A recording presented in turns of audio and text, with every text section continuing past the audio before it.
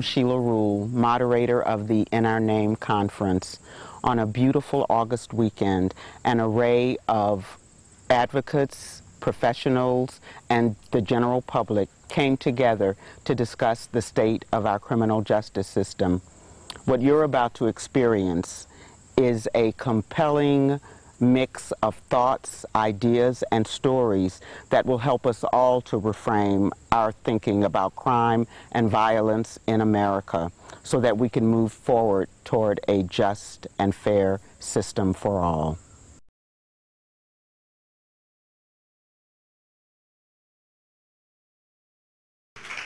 Thank you. I want to just share with you a slogan of my seminary, which I think is very important. And what it is, it says, never instead of, always in addition to. So everything we're saying is in addition to what everybody else has talked about. I want to go back. I was put on a statewide reentry task force under the Patterson administration. And I was put on that task force as a service provider who had operated for over 25 years with other service providers. You may have heard of the Fortune Society, Bronx Defenders, and I'll go back to that. But I would like to talk about how we got to what we did and the knowledge we got along the way. So in 1975, I started a job training program, and you could pass out the information on that. Now, I want to say this. We're going to give you a lot of handouts. Don't stop and study them now. You can take them home. They're going to be put on the website so that people who missed what we're handing out can get it. In 1975, this was before the crack epidemic hit, and we started training women who were on welfare and men getting sober on the Bowery in New York City to be carpenters, electricians, and plumbers. And, that's really, I have to say something that's very important. Everything I have done, or the program name, is not me or the program. The thing was to empower people so they could do it, so they could take a hold, so they could take a hold of their lives and and live a full and beautiful life. So let's start out with the job training program. The second page shows a woman who came off welfare, Maxine. She was the first carpenter in the Metropolitan Opera House. On the next page, on the opposite side, is the New York Post. She was the first woman plumber from the Latino community. And so on. We have electricians, carpenters, plumbers, bricklayers, women on the waterfront. What was very important is in those years, that's before the crack epidemic hit the poor community. And crack affected women and children like no other drug had, because it was extremely cheap. I remember women talking and saying, oh, it helps me not eat as much. I can lose weight. And it really led into terrible trouble, where a mother wouldn't necessarily think of putting a needle in her arm, but sitting at the kitchen table and a $5 crack cigarette didn't mean anything. And this is really what started, what I saw, led the community into serious, serious problems. Now, I would say the All Crafts Center came out of a program before that called Lady Carpenter, where I had taught women who had means to do home improvement. It was a college credit course for the new school. And when people came to me and said, we want to get jobs for women, that's when I formed the All Crafts Center, and we were the CETA program. Now, there's something very important about that program. Recently in the Capital Region, when the stimulus money hit, I was part of a faith-based community organizing effort called Arise. And we went around and talked to all the people that were getting the stimulus money. And they said something that really interests me. They said, well, we can't find anybody who has the skills. And I knew exactly what the problem was. In the years that I did the job training program, we had the Comprehensive Employment and Training Act, What that did was fund neighborhood not-for-profits that could give wraparound services for any of the issues that people were facing. What Pataki did was get rid of that and started the one-stop shops where employers ran it. So now if you go to get a job, if you don't have your act together and you can't be there on time and you have any real problems, that's not what an employer wants to hear. An employer wants to hear, when you've solved all those problems and you can be on time, that's when we will work with you. So right there, I began to see the need for community programs again that were in the community, in the hood, and would accept any issues and have child care centers along with the job training, because that's what we did, and that's why it was successful. We did move to get our graduates into the unions. We got the first women into the unions. It was an enormous struggle. And there again is something that has to be worked on. Many of us are very pro-union. We know that unions are good for people, but the unions have been very discriminatory. Not all. Sometimes if you have people in a building trade union who's done time, they can get somebody else in. But most of my participants later on could not get in the union. We did a lot of advocacy. We actually sued all the unions to get women and Black and Latino men in. We were co-plaintiffs with Attorney General Robert Abrams. His way of working on that was to sue the Office of Federal Contract Compliance, who had to make sure that women and minorities were hired in these contracts. Now, I will say all along, we were dealing with people in reentry. I didn't necessarily make that the focus. We were just helping people with the skills and the support. And you might, did you hand out the second one where we had, and that was quite a success. But again, what happened to people was the amount of drugs on the street and the problem of addiction. That's what started to upset a lot of things that were successful and working.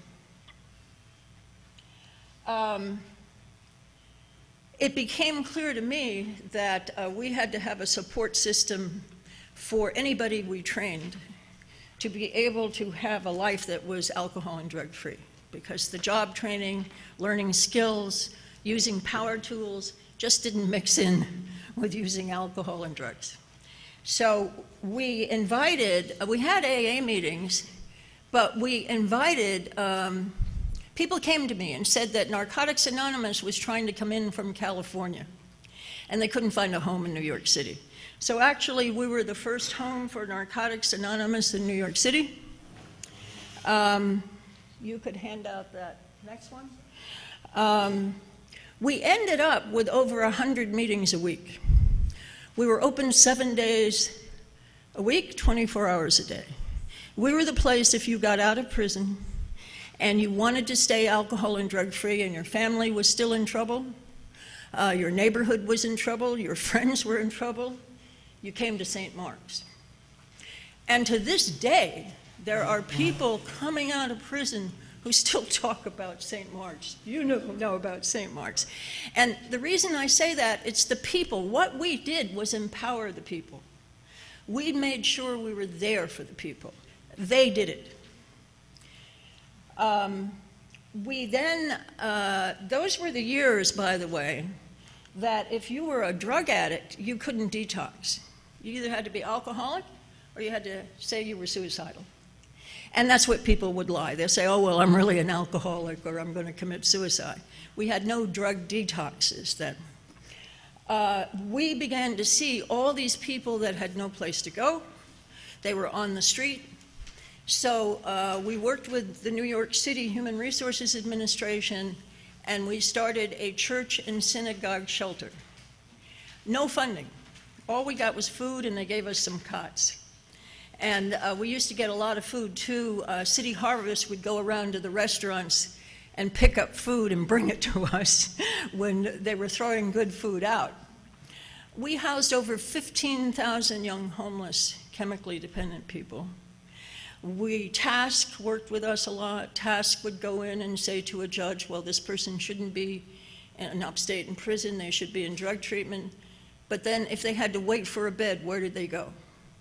So that was not particularly successful until we held everybody, and we didn't lose anybody. Why didn't we lose anybody? Because the people, again, who were coming to the meetings, and some people had 2 years clean, 5 years clean, 10 years clean, were employed, they helped these beginners.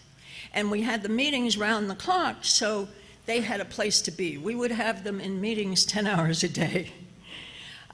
We seldom lost anybody. It was extremely effective. Okay.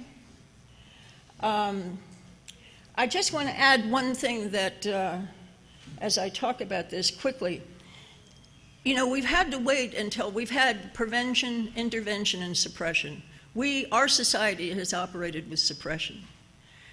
We haven't done much on prevention or intervention. There are some plans now for some new mental health diagnoses that should be out in the DSM handbook in 2013 that would give a judge a chance to, before there's a crisis, there'll be many mental health definitions that we could look at that a judge could hang their hat on to keep somebody out of prison. And I just think that's something, I wanted to mention it because it should be looked at. Okay. Just let me check. I am going to give this over to, I wanted to include youth because the judge who was supposed to speak was going to talk about youth in jail.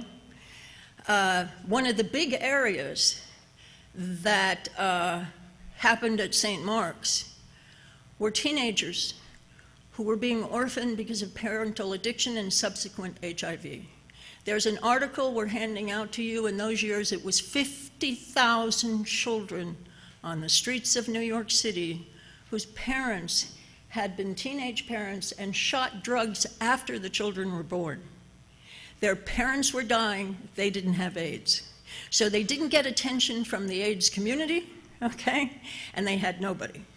And in addition to that, they were going through extremely hard time, and there was a great deal of sexual abuse of kids on the street. I didn't plan to, but ended up, I housed about 50 kids over 10 years and took legal custody of a lot of them. They did a wonderful job in helping each other and helping themselves. And so our next speaker is going to speak about that whole experience. She was, how old when I first met you? 13 years old. She's now a dignified mother of 3 with a son who just graduated from high school, and she's in college. Sherry.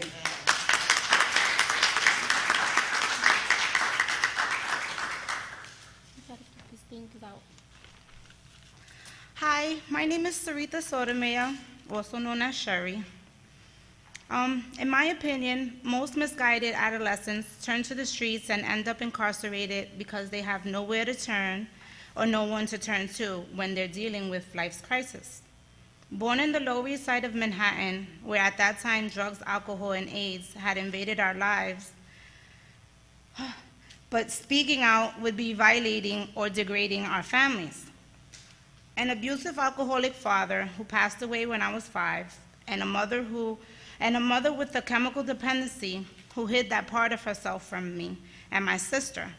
It wasn't until I began attending ATA Allcraft that I became aware of these issues. I was introduced to Allcraft through a close friend. At Allcraft, I attended ATA meetings, Addicted Teen Anonymous. ATA was founded when a bunch of inner city kids attended an Al-Anon meeting and we were thrown out. Reverend Joyce Hartwell knew how imperative it was for us to be able to address our emotions. She requested permission from the World Service Office to organize ATA and provide therapeutic support to us teenagers. We would meet daily to discuss various topics, following a 12-step guideline, which is the paper that was just handed out. For an example, on Mondays, we would discuss recovery from addiction to chemicals. and someone would have spoken on misusing alcohol and drugs to hide their feelings and cope with their situations. Tuesday, recovery from addiction to misusing sex and relationships. We have one teenager who wasn't raised by parents, spoke on how she used her body to fulfill the love she wasn't receiving from them. On a Thursday, recovery from addictions to anger and violence, to handle fear and pain. One of our most violent kids currently works at a correctional facility, and his wife attended John Jay College, currently a substance abuse counselor, and they're still together to this day. They met at our place. They met there. Friday, recovery as children of chemically dependent families. Several teens spoke on this topic, for it was always intense, and a majority of us would cry during this because this was the only time we were able to speak out on this situation without being judged, without being afraid of being taken away from what we know.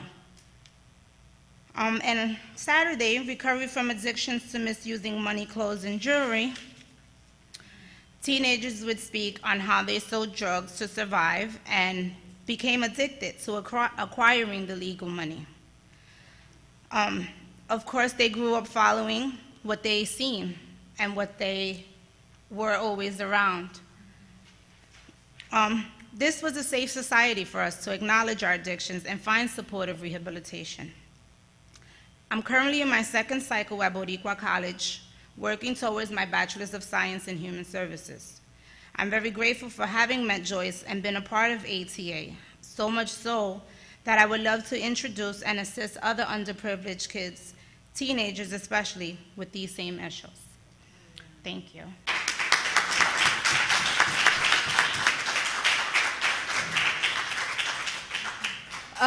One of the things that I saw the kids do is kids, when they do not have the parents and community support and even understanding, because so much of what happened to them, if they told anybody, one of the boys said, if my mother had cancer, I could ask for help. If I ask for help, she goes to jail and I go to a group home, okay? They help each other. So the FBI has called this gangs, super predators, okay? What I saw were as a group of extremely talented, wonderful kids who had great needs, and they needed to band together. To this day, they still talk about being a member of the HOW Club, right? To this day. Let me tell you what HOW Club stands for. Honesty, open-mindedness, and willingness. And it was the name of our discotheque. And the way we got them to participate in ATA was they had to go to ATA meetings before they could go to the dance, okay? But it was very important when they'd gotten in touch with some very serious feelings and issues that they had the art and the dance and the expression, which is extremely healing. I just wanted to add that. Louis is going to talk to us about being imprisoned as a youth and his life today.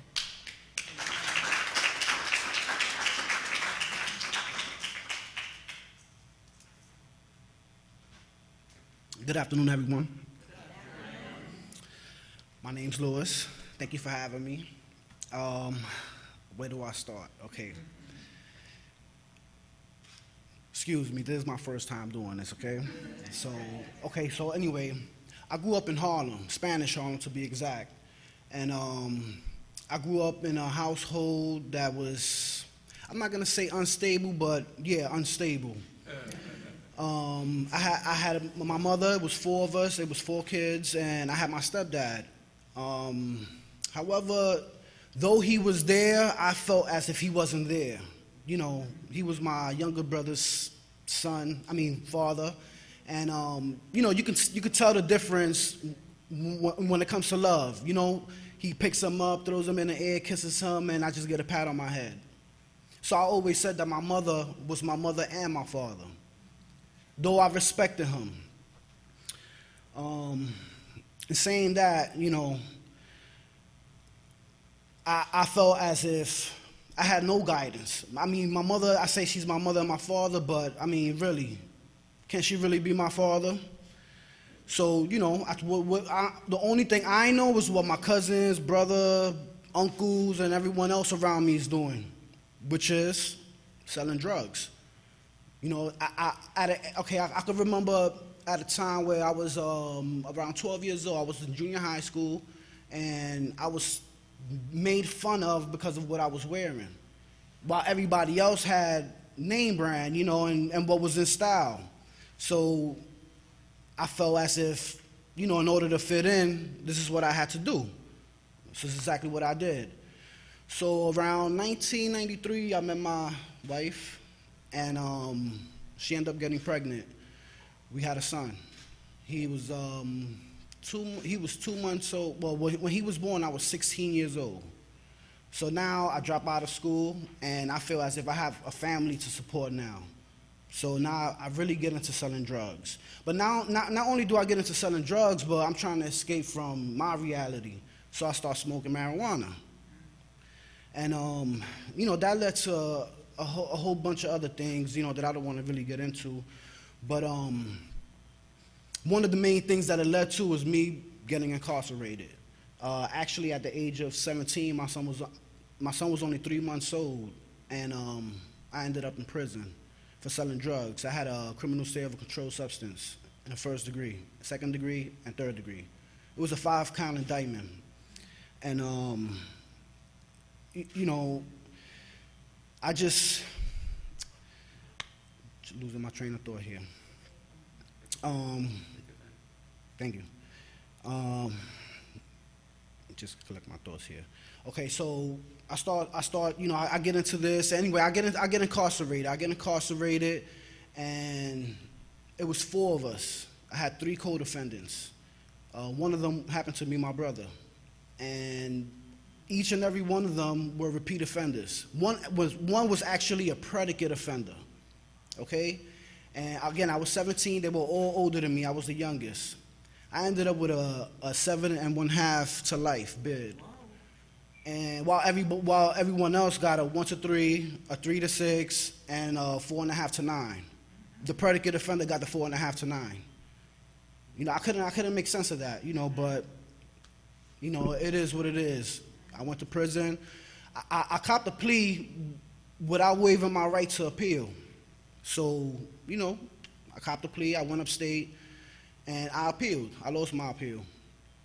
I'm not going to get into that either, but when I lost my appeal, I felt like I lost everything. I lost all my hope. I lost everything. I felt like I lost everything. I thought I was never going to come home. You know, and what really didn't make sense to me was this was my first offense, my first blemish with the law. Like, I couldn't, you know, I just couldn't understand it. You know, and then what made it worse was that the very first prison they sent me to after Rikers Island was Great Meadows, which everyone knows is also known as a gladiator school. So can you imagine being 18 years old, 17, 18 years old in Great Meadows, also known as the gladiator school of Comstock?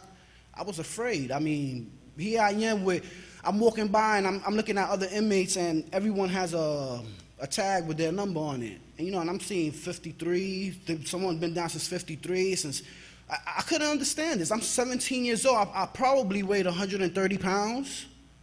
You know, so yes, I was terrified. But, you know, I held my own. You know, and I couldn't understand how I was thrown into a place so violent. My first day there was a riot in a yard. About 20 people got stabbed. You know, so I just couldn't make sense of it, you know? And I couldn't make sense of not only of the situation I was, or rather the situation I was put in, but I couldn't make sense of how no one was really helping me. Like, no one. I mean, no one was helping me. I wish I had someone like the Reverend Joyce Hartwell around my area. Maybe that would have saved me. But unfortunately, I didn't have someone like Miss Joyce around my area. So, you know, I was afraid. You know, it broke me down. I lost my manhood. I lost my dignity. I lost my family. I lost everything, you know, and I took responsibility for what I did. talking about re-entry, out of the seven and a half, I did 6.5, and I came home. I've been home for 12 years now, and that's the only success I can actually say that I have, is that I've been home for 12 years without going back to prison. Because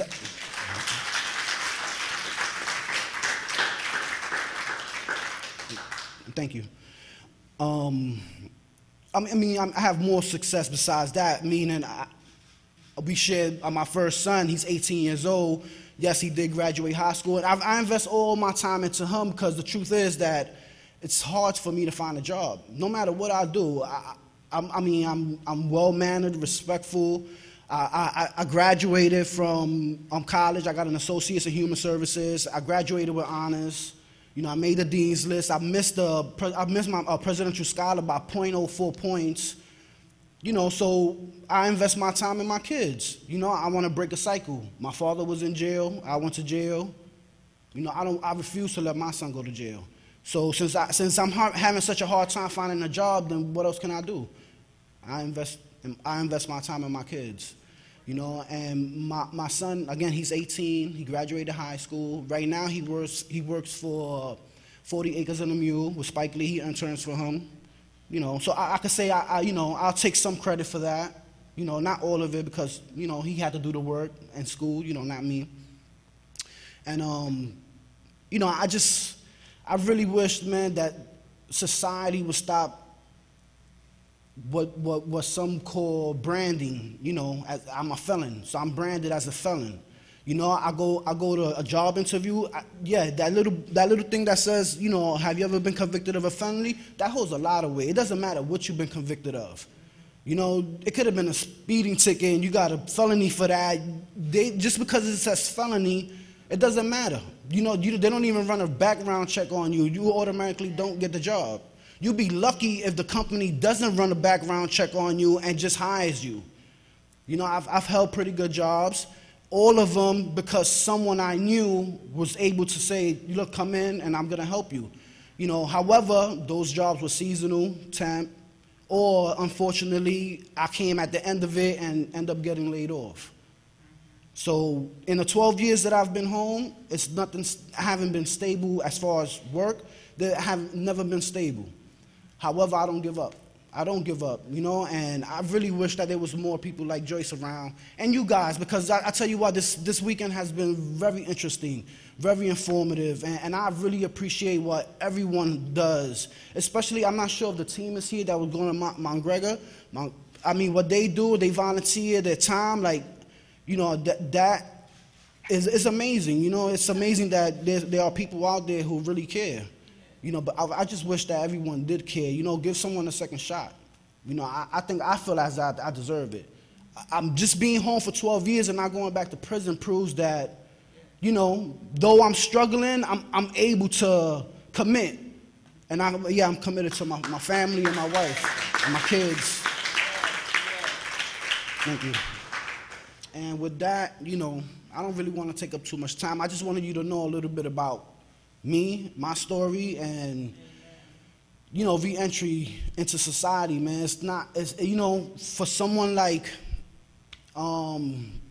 take Jeff, you know, I applaud you, you know, for what you do too.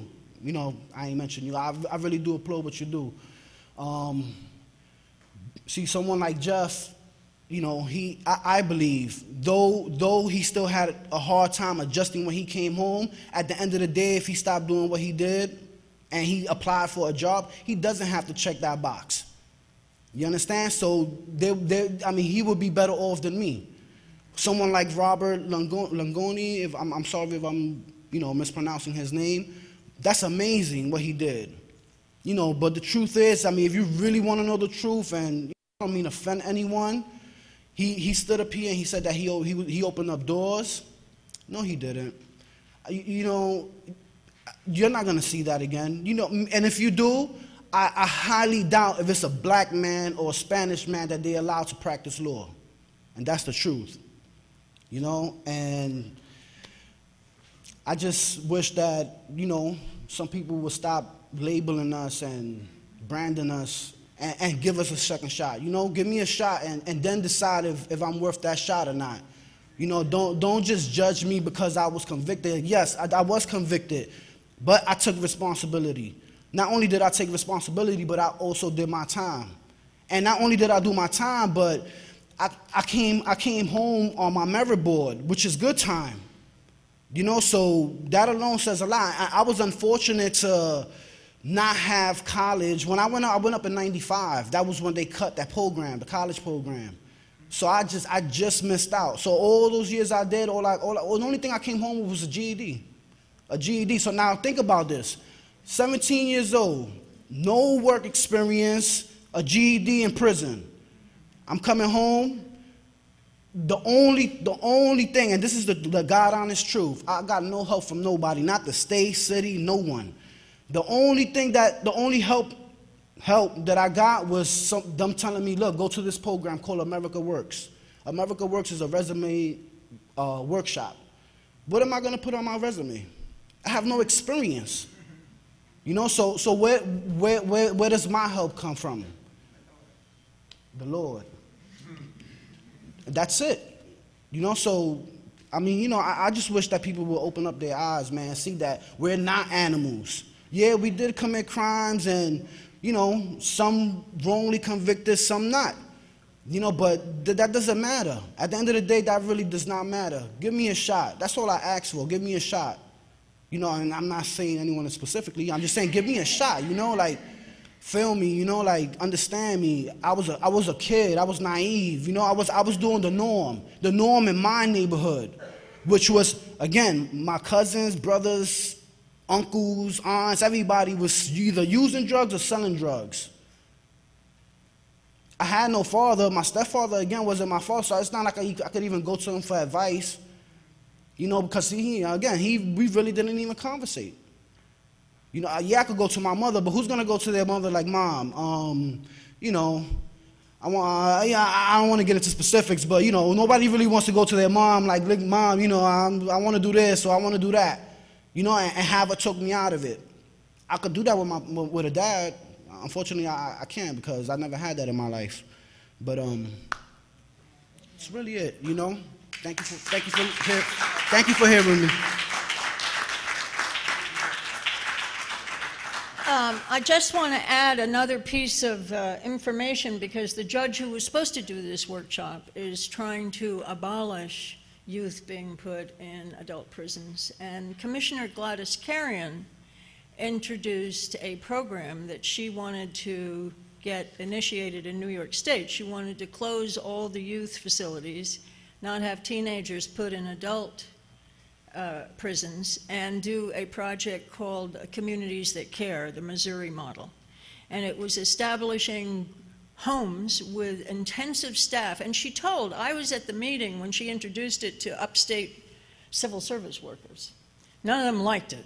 She said, and at that time there was a better budget with the state, she said, I'll educate you people so you who are COs in the youth prisons can go back to school and learn how to counsel and really help kids. Nobody seemed to like the idea, but I will say that Governor Cuomo has kept her as the youth commissioner. What he's planning and where her ideas would go, but she really was quite a courageous person in talking and standing up for the youth in New York State. Okay, next is Danielle Williams. And I'm going to move now to the Capital Region because I came up here 12 years ago, and I want to give you some statistics about Albany, New York. And I just got these. These are hot off the press. We have under supervision by the county in Albany, 2,700 people. A third of those are now sex offenders. But let me tell you what the majority of the sex offender problem is. I had been warned ahead of time by Senator Valmont Montgomery that this was coming down the pike. It's teenage kids who are 18 who are having sex with kids who are maybe 15. They don't understand. Nobody's gone out. It's like Judge Breslin, who's the chief judge in Albany, said to me when a group of us met with him. He said, what's the use of having a law like the Rockefeller drug laws when the kids never even heard of it until after they get arrested and then they're charged? And then people explain to them what the Rockefeller drug law is. So the idea of youth who are having sex with each other and the laws in regard to that, they don't have a clue. But these kids will be labeled for the rest of their life as a sex offender.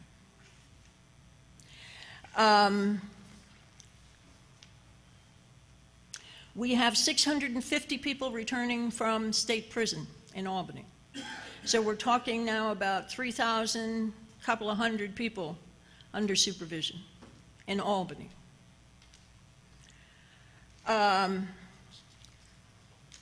For me, coming from New York City and running the program I did for 25 years, I saw a lot. And I saw a lot of neighborhoods. But I've never seen anything, and this is the state capital, this is what gets me. I've never seen anything as contained and neglected as the economically challenged communities in Albany, New York. I was amazed. And at one point, the FBI came in, and this police chief and our mayor, they all got together and said, we'll get them, we'll call them gangs. They took these kids who grew up next to each other in isolated neighborhoods, okay, where they had no place to go except talk to each other, and they were neighbors. They said they were an illegal organization in junior high school and charged them with the RICO Act. And we put 140 young black men in prison in the last couple of years under the RICO Act in the capital of New York City. And these are kids who had nothing, didn't even understand. Some of them were already doing time. They were revisited by the FBI and saying, if you don't cop to this, we're going to charge you with 30 to life. And that was the charge. You would get 30 to life.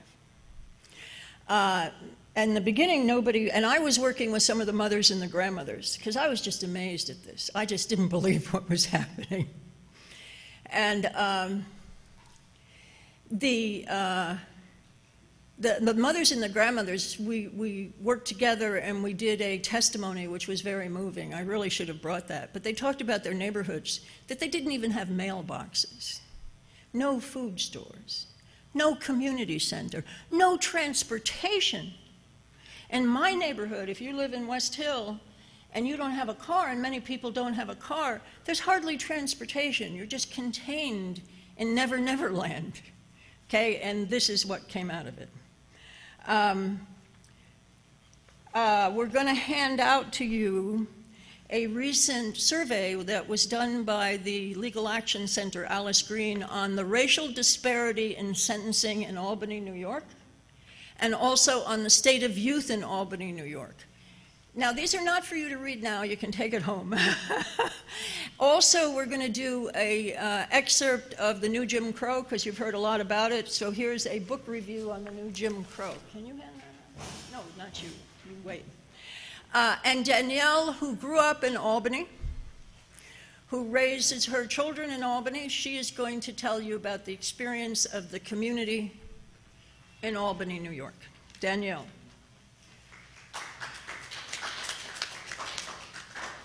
Hi, everyone. I'm a little nervous for my first time even attending something like this. I really want to say thank you to Frank, because without you, this probably wouldn't be possible for me. It's a wonderful experience. Thank you. I want to say I'm here as a mother, not only to my children, but to all the kids that grew up in my community. And it's just so sad, as they grew up, the things we've seen together, me and the kids and their families, between the drug addiction, the violence. To give you an example, I seen one young girl at a phone trying to call for help. She had blood on her socks, blood on her T-shirt. Her throat was ripped from ear to ear, and she had stab marks in her chest. It was from her mother's boyfriend, who was addicted to crack. He had went to the house and robbed them for a VCR, And as I was holding her throat together, he ran past us with the VCR, and he had the bloody shirt on him. And the cops caught him running still with the VCR because he was so badly addicted to crack. Another example that I want to tell you about, which I already told you the other day, is about a young man named L. Meek Rouse. If you Google him, you'll hear his story. Very good young man. He came to my job and wanted a pistol permit. He was a security guard at one time. He worked at the nursing home, and so many people loved him. Unfortunately, he was not going to be able to get a pistol permit to carry a gun. His reason for wanting a gun was to protect himself. He said the streets were so dangerous, he couldn't even walk the streets. He said, you don't understand the way that the streets are. And I said, you don't need a gun, because if you get one, you're going to end up in jail, or you're going to end up hurting somebody. He said, but you don't understand how dangerous it is. Unfortunately, about a year later, he was shot to death twice in the back of his head. We don't know why yet. There's rumors that it may have been a robbery. We're not sure. But he was such a good kid. The problems I'm seeing in the community, which is falling apart, I'm seeing families fighting with families, families falling apart, drug-addicted parents leaving their children to raise themselves because they're not capable of, I guess, getting their own senses together because they're so addicted to these chemicals, which are a health problem. And I don't understand how the system can criminalize a health issue, but yet they're willing to lock them up and make money off of them by putting them in prison. I don't understand sometimes when I watch the media and I see how kids from affluent neighborhoods and the kids from our poor neighborhoods have two different justices because of the color of their skin. I don't understand how sometimes when our kids get caught with the same crime, those kids don't even see the judges. They don't even see the court system. Our kids are automatically handed to a public defender because they can't afford a lawyer, and a public defender can be standing right there. And I've seen this personally. He didn't know the kid's name until he opened up the file, and he had a plea deal ready for him right that same time. And I'm like, what type of a defense is that? I hear from the kids regularly because I'm always around. I've done many basketball tournaments over my years. The kids know me through my son, who was currently incarcerated, first-time offense, 25 years. No record. Little L had no record. He just wanted to survive the streets. A lot of kids are carrying guns. And I say to you, it's not just kids that are bad kids trying to defend themselves. It's good kids carrying guns, too. But yet, when the system sees them, you're going to do 8 years whether you're carrying a gun, you shouldn't have one. But they don't live where we live. They don't see the dangers that these kids go through. They don't see people getting their heads cracked open, their skulls cracked open over fights. I've seen a murder. I've seen a kid get shot to death because he brought a girl home and their boyfriend didn't like it. So he just laid there crying, help me, help me, help me. And he died. They don't see this. You probably wouldn't even want to walk through my neighborhoods. Some people wouldn't want to live there.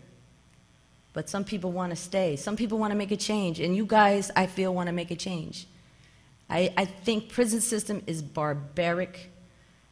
I know there has to be a solution for the crimes, but I just think caging people as animals, putting them in the hole, there's no therapy. They're going to act out sooner or later. They miss their families. They miss their homes. Everybody is not what you would believe to be what they might label people as a savage. I don't know what they label them as, but they lock them up like one. I don't know what the answer is, but I do feel like there needs to be change. And I think they should hit them before they get to the courts, before they get to the prisons. We need some community programs. We need addiction programs, effective, because right now I see them treating crack-addicted individuals with methadone. And now they've got another drug that they treat people for methadone, and it's still addiction. Each drug is an addiction. Get the people off the drugs. Get the guns out of our communities. Hit the NRA up if you have to, because I think somebody's got to take. These guns are coming from somewhere, and these kids are getting too much access. The poison is killing our community. Our community is dying. We need help. People say you should take your own community. You should take hold of your own community. I'm one person. I need a little help. I really do. But I thank you because I feel like you're a blessing, and you might be able to help. That's all I got to say.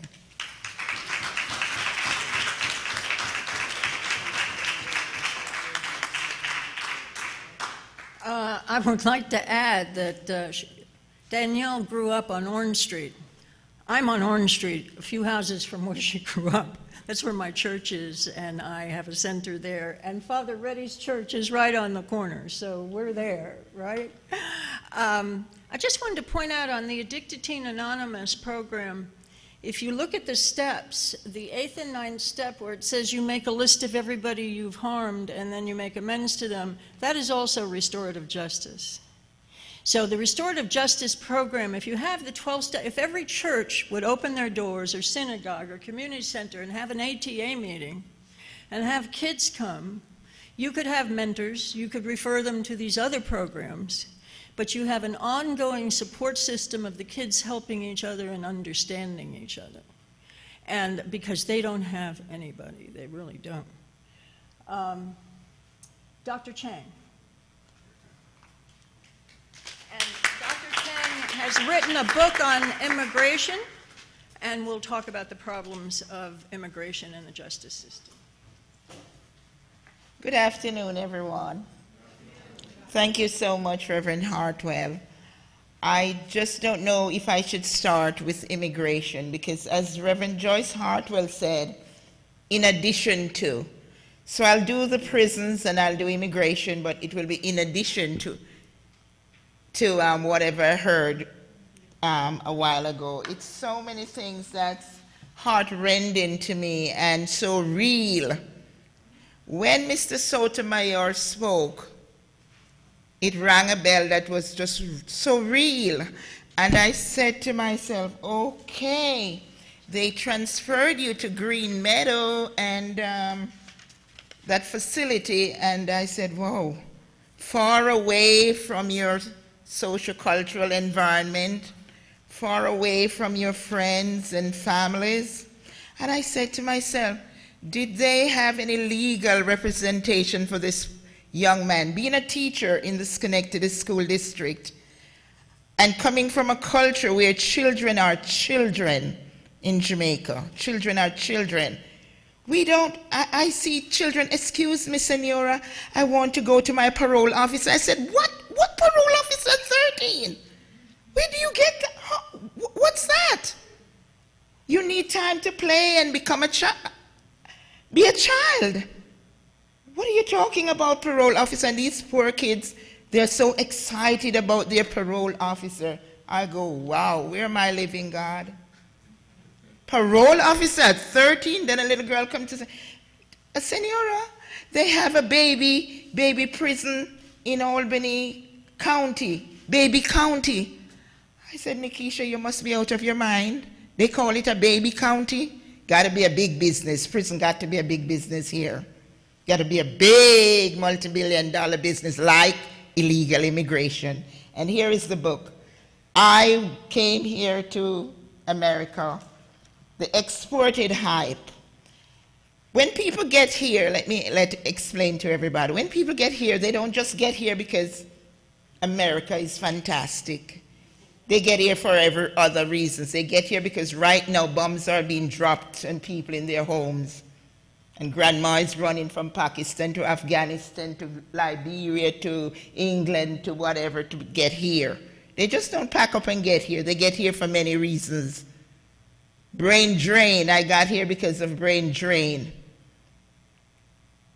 President Nixon was in Jamaica and Kingston burned in 1976 because Michael Manley was no longer going to play a game with the Reagan administration. And he wanted that political party out. So Kingston burned. There was a lot of things, and a lot of people left the island, left their swimming pools, left their big houses, their dogs, their sick grandma, and ran to Florida, Canada, England, wherever they could find places. They're not just coming here because America is a bed of roses, which is not. It is not a bed of roses, because I experienced it. I came here as a Spanish teacher. I was the head of a Spanish department in Jamaica. And during all this crisis, my brother was here. And during the crisis, I came here thinking, okay, I could become a lawyer like Norman Manley with all my credentials. But when I got here, I realized without a green card, I was regulated for 6 years as a live-in maid. I can take you to all the homes in Rumson, all the homes in West Caldwell. I live beside President Nixon in Upper Sagal River. I can tell you all the beautiful suburbs where I cleaned, walked the dogs, dressed the cat, wiped the puss mouth, get the rats out, clean everything. Was ridiculed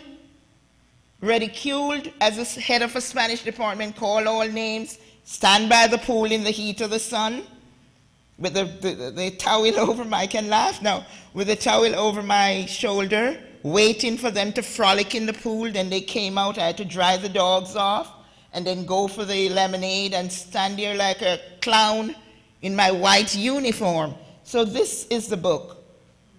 The book, The Mask is Off. Furthermore, we're saying we don't want illegal immigrants here. Lie, we want them. You want them. So much America. Stop playing games. So all the rhetoric that they're going on with. The first thing, that illegal immigrants pay a lot of taxes. You research that. When they get here, they buy what is called their Social Security card. Nobody monitors them. They married and get green card marriages. Nobody. It's after 9/11 America started to monitor illegal immigrants, really. When I came here, there was nothing like that. You could easily buy your Social Security card and you pay into taxes, but you would never get the taxes back. It goes towards the pension of legal immigrants. They're talking about school children getting here and using your school system. Lie. The first thing, immigrants who run away or who left their country, they always leave their children behind. You can ask Mayor Bloomberg. I just got a letter from him 2 weeks ago. I think 2 days ago with the same thing. He just got a copy of the book. And he was saying to me the same thing. No, they do not. In New York City where he is, they do not use the system. Their children are left behind. The majority of illegal immigrants don't take their children here until they're college. So they're making up all these stories about illegal immigrants are a burden to taxpayer. They're taking away legal immigrants. Let me ask, how many of you would walk dogs? How many of you would clean people's floor when they tell you to get down? How many of you would pick their strawberries for $2 a year? Would you? No. Put your hand down. You would not. How many of you would? No. How many of you would? No, it's true. How many of you would live in huts by the riverside? And look at this. My sister is a nurse in Texas, and she said, Camille, to my niece, when these Mexicans get here, they're all valedictorians, their children. Mr. Gonzalez, who was President Bush attorney, he was an immigrant farm worker, his dad, but he would wake up after he picked the vegetables with dad and go to school and become a lawyer. It's not easy, because the first thing you get here with all your credentials, America said, no, you're third world, we are regulating you, you have an accent. This thing about accent. What do you know about accent, people with accent? You don't know squat. You don't know anything about people. You have doctors, lawyers from Chile, Argentina, Russia, but they have a language barrier, and because they do, you think they're silly. No, come on, let's get away with this ignorance now. I can help you to get around it. You gotta wake up. You're in a box, and that's why we're so lonely egotists, because we sit in our wherever we are, neighborhoods, which I don't have in Jamaica. We live anywhere amongst everybody. You see Chinese, Indian, Syrian, black, white going to my funeral if I die. You just don't see black folks. I was stunned when I got here. I said, neighborhoods? What's neighborhood? This man said, I was walking through Loudonville, and this man said he saw 2 black women walking through Loudonville, and his heart was going like that at the church. And I said, it was Sister Glasgow and myself. Why were you so frightened? Everything in Mississippi come back to me. How I used to run with my children. I said, that's Mississippi. I'm going to walk through Loudonville. Where I'm from, there's no Mississippi, so I'm going to walk right there. But I'm not saying that I'm saying, putting down that there's Mississippi. But he was so frightened, and I was frightened too, because it was a culture shock, this neighborhood thing, that you can't walk anywhere, you can't be seen here, everybody looking like that. And, oh, she has an accent. And what? You do have an accent here too. Texas says, now we ain't go nowhere. You all have your accents drooling like, I can't hear some of these politicians when they talk. They all have accents, so please forget about that part, because you all have accents. So anyway, I'm saying illegal immigrants who get here, they contribute more. It's a fuel for the economy.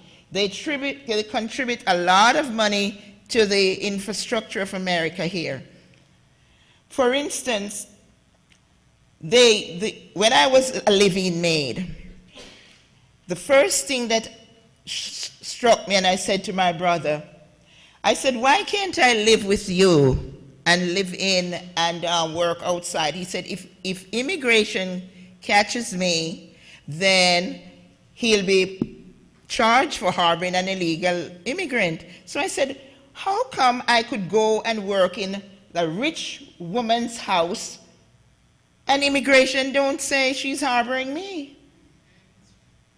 Why is she not being molested? And why is this lady could say to me, if I don't obey her, because I had to be so obedient, I couldn't look right, fear was killing me. I don't know how I'm standing here today like Mr. Sotomayor. I'm saying that she could easily threaten me if I didn't wash and clean, and she would make, oh, when they use you, they would make jobs and create new jobs. You'll be ironing. And they said you're to walk the dog, and you leave the ironing, and the pot needs to be looked at, and the children needs to pick up. And they just add in work, and the exploitation and the abuse. Oh, Lord, how did I get over that? It must be you. Yes. And she would threaten me and other people, other ladies that I know, that she would call immigration. And then I said, you would call immigration to deport us. What would immigration say to you for hiring me? So these are the little loopholes that they get through, not little, many loopholes that they do with illegal immigrants. They work you to death for peanuts. They owe you money and you cannot ask them for it. I could not go back and ask. They would say, I'm going to send my boyfriend to beat the crap out of you.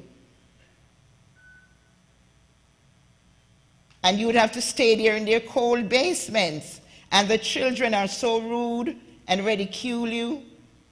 I can take every one of you to the homes right now to show you where I worked in Jersey and all over this fabulous country. Yes. So this is what I'm saying, that we need illegal immigrants here, and we are just trying to scare like they're the boogeymen. They're not. We need them in our, as meat packers, in our factories, construction workers. But we think that we can beat them to death and throw them in a dump because nobody hears. And even the lawyers. My lawyer, I'm going to give you a story about him. I think he's right down there in Brooklyn. When I realized that I could be, you know, with all these threats, you know, fear and anticipation, nervousness almost killed poor me. So I went to see this lawyer, and he charged me $3,000 up front. That time my brother had already filed the papers, and he charged me $3,000. And I paid him, and when I went back to him, he was sexually harassing me like he think he could do anything with you because you have nowhere to turn to. So he didn't really do anything with me, but he would say the nastiest of things to me when he sees me. And I know he wouldn't do that to his client. He would be the uppity neighborhood lawyer in Manhattan.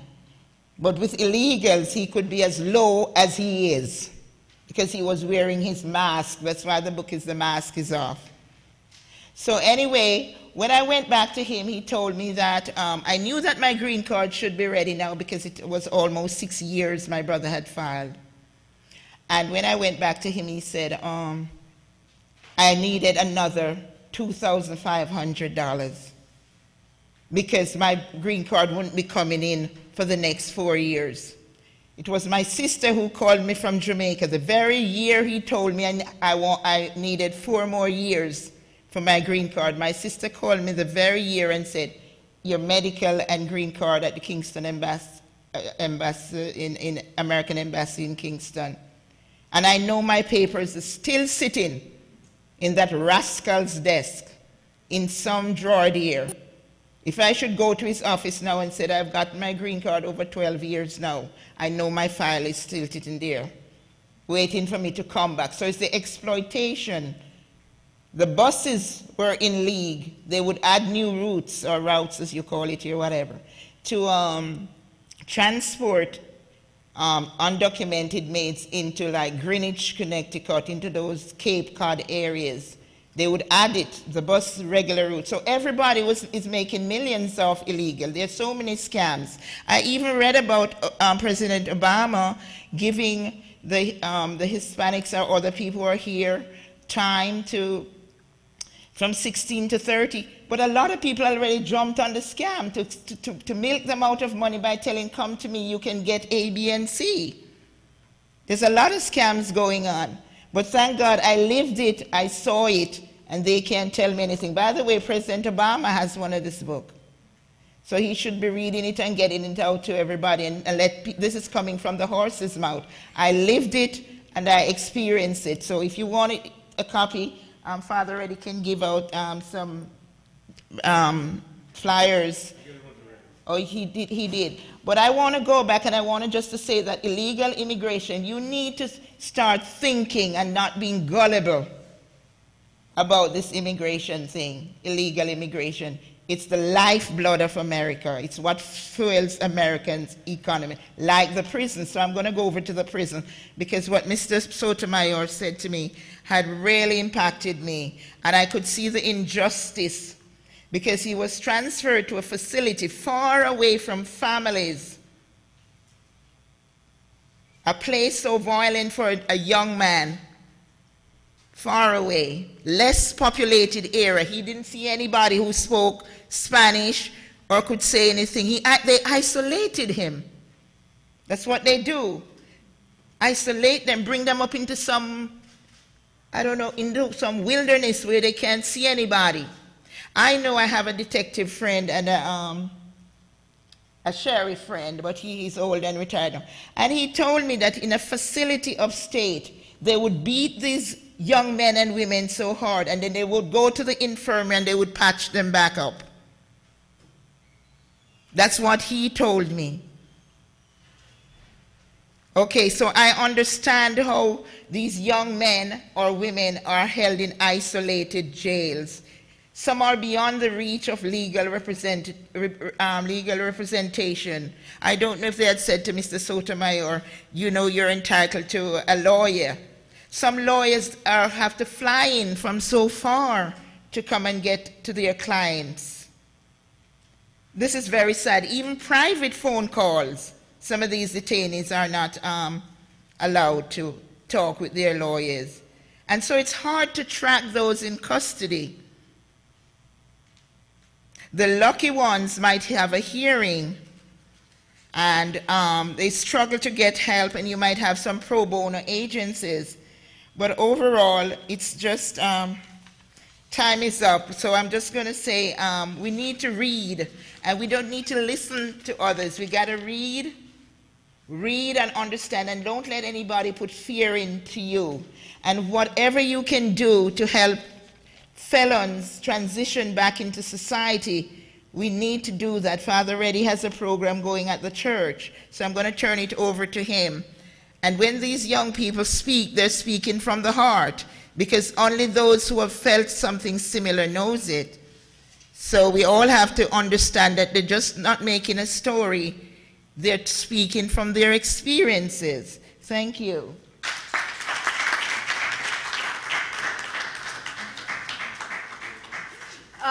Very quickly, before I introduce Father Reedie, I spoke to the people on the Reentry Task Force in New York State before I came up, and I said, what's happening in reentry?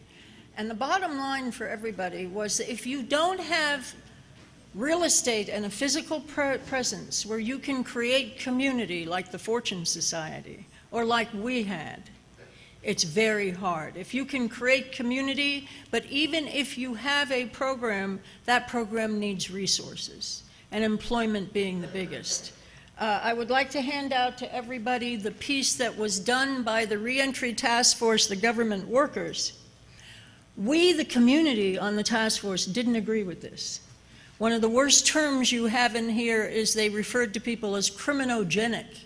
We said, what's that? But this was the hot off the press what DCJS gave to Cuomo as a result of the reentry task forces. So I'm going to pass that out for you. You can look at it later on.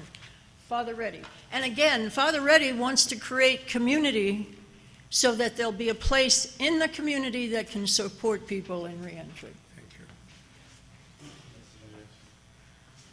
Good evening, everyone. Good to see you. And after all of that, I've come to the end of the last, and then hopefully I can say something. But I just want to say a word of thank you to all the previous speakers. It was good to hear persons speaking in this way. I'm speaking more from perspective as the vicar of a church, Grace and Holy Innocents, right here at Clinton and Robin in Arbor Hill. And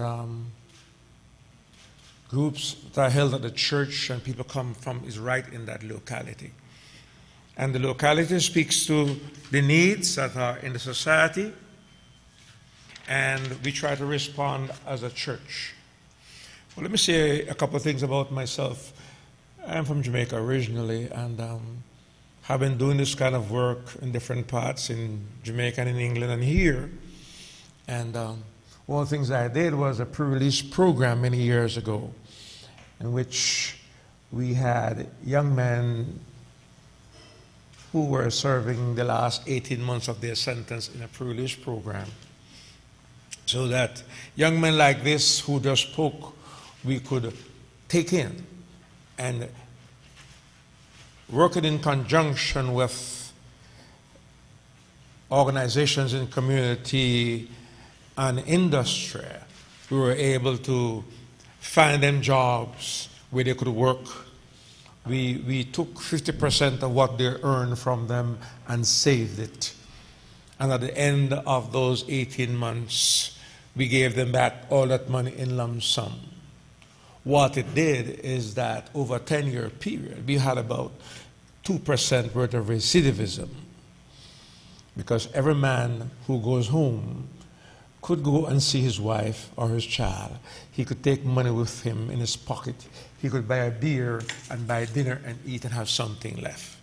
He didn't have to rob anyone or steal from anyone, so he could just go home.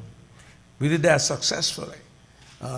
People from different countries came to see that program when I did it in Jamaica. And here I work as chaplain for Coxsackie Correctional with offenders too. And I see young men this age group who are in jail. But my thing is about really this word re-entry, which is so important.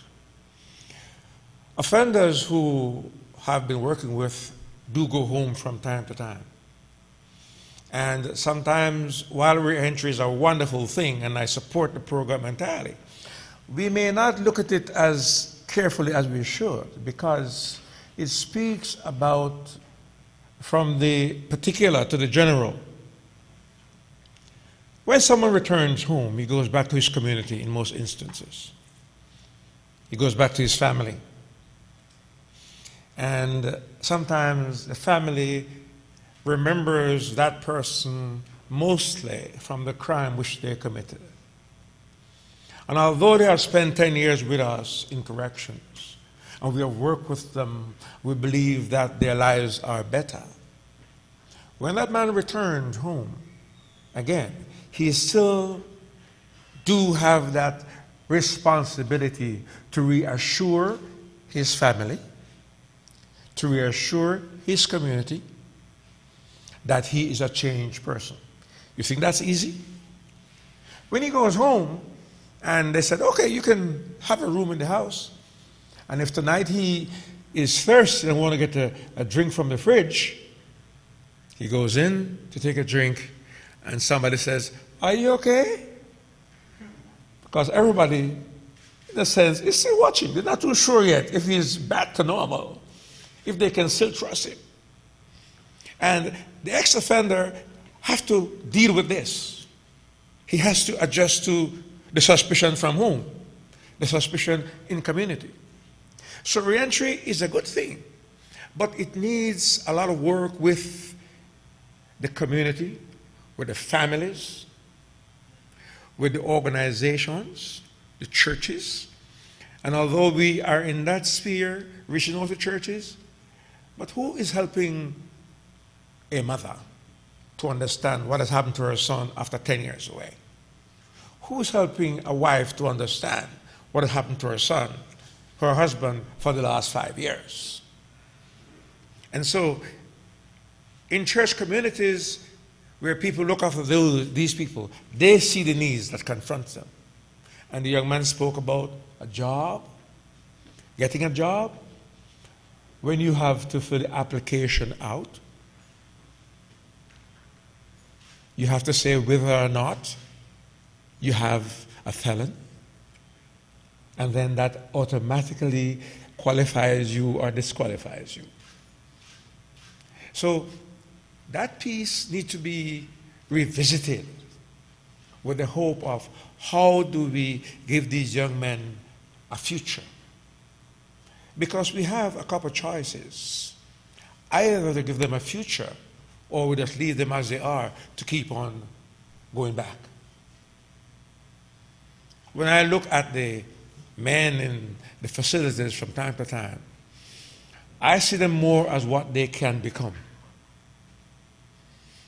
I was visiting with my family recently, and I visited my son, take me to meet with his boss.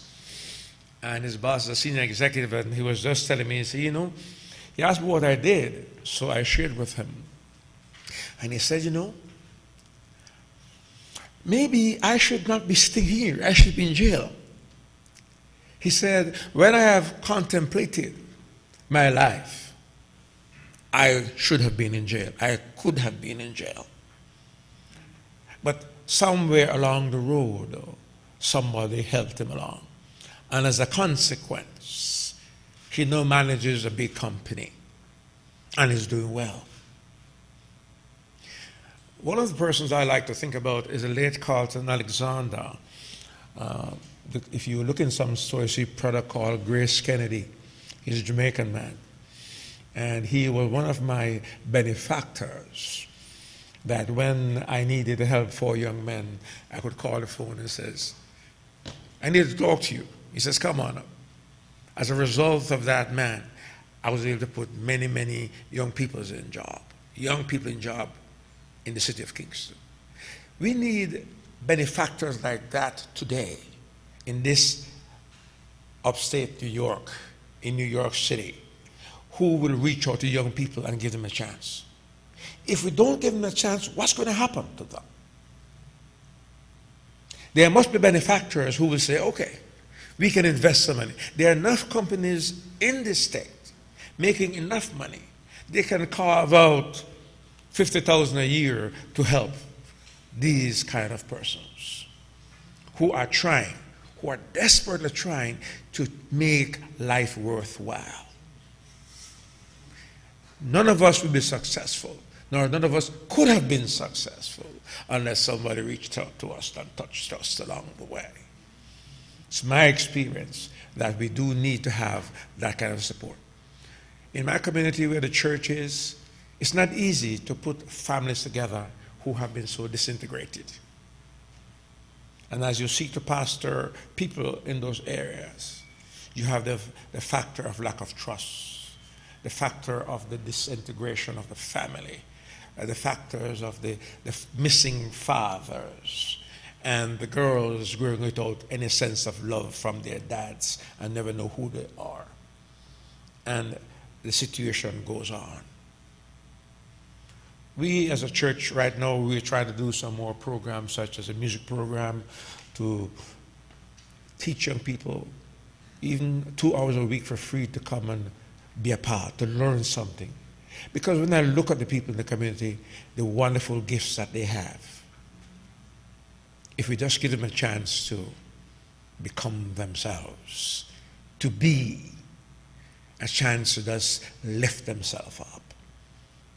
And sometimes, unfortunately, we are inclined to say, I have a car, I have a home, I have money in the bank, I'm good. And everybody else take a jump somewhere else. No. We need to create communities. In the very early days of parole, it used to be that the neighborhood became the parole unit because everybody knew everybody and watched one another, and the young man never goes back to jail because everybody stood up for that person. What's happened to us? What's happened to us? When are we going to get back to that place where we can really love each other as people? If we begin to do that, we are going to change this place and make it better. I know we can. I pray that we will. And I'm looking for the days when we can say, yeah, we have done it. Thank you. God bless you.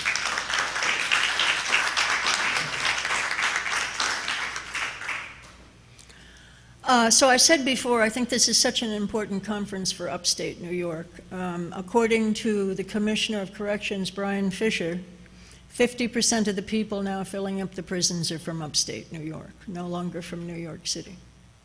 And we have not too much communication on these subjects